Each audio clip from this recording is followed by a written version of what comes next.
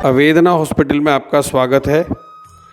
आइए फिर चर्चा करते हैं गंभीर बीमारी के बारे में, जिसे हम सभी लोग साइटिका के नाम से जानते हैं। साइटिका क्या है, इसके क्या लक्षण हैं, ये क्यों होती है, इसके क्या समाधान हैं, इन सभी विषयों पर आइए विस्तृत चर्चा करते हैं। साइटिका क्या है?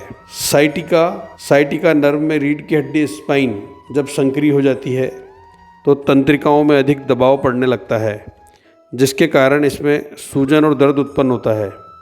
यह एक प्रकार का तंत्रिका दोष है, जिसे तंत्रिका शूल अथवा गृध्रसी तंत्रिका विकार भी कहा जाता है। साइटिका में पीड़ा नितंब संधि हिप पॉइंट के पीछे से प्रारंभ होकर धीरे धीरे बढ़ती हुई साइटिका नर्व के अंगूठे तक फैलती है। घुटने और टखने के पीछे पीड़ा अधिक रहती है और पीड़ा के साथ शून्यता भी। आमतौर पर साइटिका शरीर के सिर्फ एक तरफ के भाग को ज़्यादा प्रभावित करती है। आयुर्वेद में इसे वात रोग की श्रेणी में रखा गया है।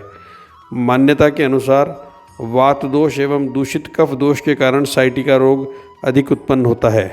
साइटिका के मुख्य लक्षण क्या है, आइए जानते हैं। कमर में दर्द होना, कूल्हों में दर्द होना, पैरों के पिछले हिस्से में दर्द होना और बैठने के बाद गंभीर हो जाना, पैरों में दर्द या झुरझुरी का अनुभव होना, पैरों को हिलाने डुलाने में परेशानी होना, कमजोरी और सुन्नता का अनुभव होना, पैर के पिछले भाग में सिर्फ एक तरफ दर्द होना, तीव्र पीड़ा होना और उठने में परेशानी होना आदि ये साइटिका के सामान्य लक्षणों में देखे जाते हैं।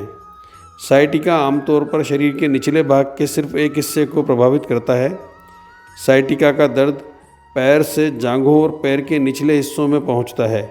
इस बीमारी की गंभीरता इस बात पर निर्भर करती है कि साइटिक तंत्रिका कितना प्रभावित हुई है। इसके अलावा यह दर्द पैर की उंगलियों तक भी पहुंच सकता है। साइटिका होने के मुख्य कारण क्या होते हैं, आइए जानते हैं। शरीर में जहाँ जहाँ हड्डियों का जोड़ होता है वहाँ एक चिकनी सतह होती है जो हड्डियों को जोड़े रखती है। उम्र बढ़ने के साथ यह चिकनी सतह घिसने लगती है। इससे जोड़ प्रभावित होते हैं और सतह कड़क हो जाती है।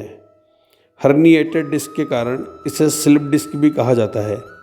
इसमें रीढ़ की हड्डी कार्टिलेज के टुकड़ों से अलग हो जाती है। हर्निएटेड डिस्क तब होती है जब कार्टिलेज की पहली परत हट जाती है। अंदर के पदार्थ साइटिक तंत्रिका को संतुलित नहीं कर पाते, परिणाम स्वरूप निचले अंग में दर्द और शून्यता उत्पन्न हो जाती है। साइटिका होने के बहुत से कारण होते हैं अथवा साइटिका कई प्रकार की होती है। आइए जानते हैं इनमें मुख्य साइटिका कौन कौन सी होती है और इसके क्या कारण होते हैं। लंबर स्पाइनल स्टेनोसिस, पीठ के निचले हिस्से लोअर बैक की हड्डी जब संकरी हो जाती है, इस कारण साइटिका की समस्या जब पैदा होती है तो इसे लंबर स्पाइनल स्टेनोसिस के नाम से जाना जाता है।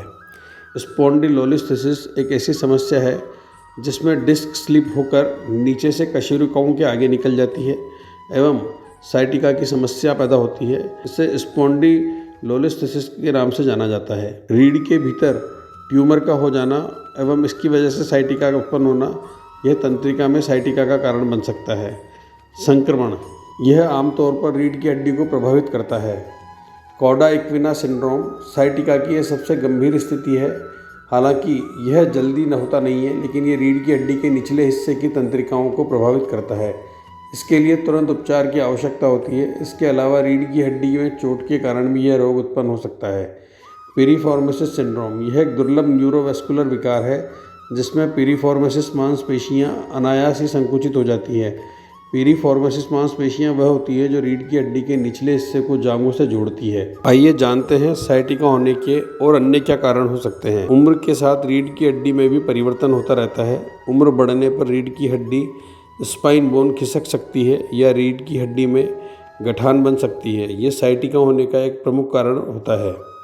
मोटापा बढ़ने के कारण रीढ़ की हड्डी में तनाव बढ़ जाता है। इसके अलावा शरीर का वजन अधिक बढ़ जाने के कारण भी रीढ़ की हड्डी में टेढ़ापन अथवा परिवर्तन होता है और इस कारण भी साइटिका होना सामान्य बात है।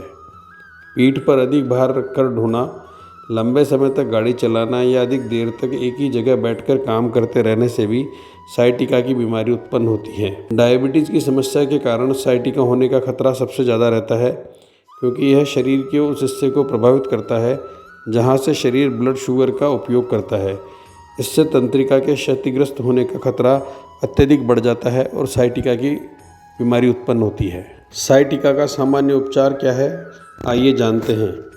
यदि साइटिका के लक्षण बहुत हल्के हैं और 4 से 8 हफ्तों से ज़्यादा नहीं रहते हैं तो आमतौर पर डॉक्टर के पास जाने की आवश्यकता नहीं होती है।